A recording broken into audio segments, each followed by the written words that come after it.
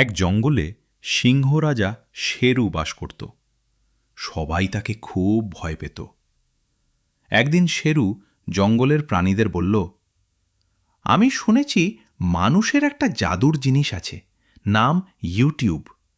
সেখানে নাকি সবাই বন্ধুদের সাহায্য করে। সব প্রাণী অবাক হয়ে গেল। ঠিক তখনই ছোট্ট টিয়া পাখি টুনটুন উড়ে এসে বলল, রাজামশাই, আমিও ইউটিউব ভিডিও বানাই।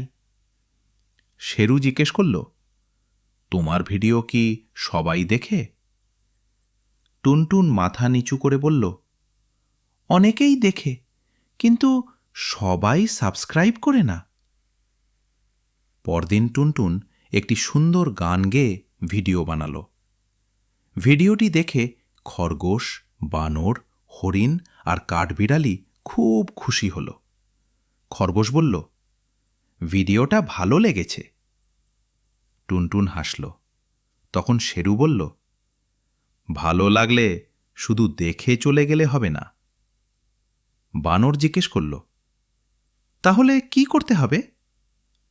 শেরু বলল, ভিডিও ভালো লাগলে লাইক দিতে হবে, সাবস্ক্রাইব করতে হবে আর বন্ধুদের সাথে শেয়ার করতে হবে। হরিণ বলল, আর কমেন্ট? শেরু হেসে বলল, অবশ্যই। কমেন্ট করলে টুনটুন বুঝতে পারবে তোমরা ভিডিওটা পছন্দ করেছে।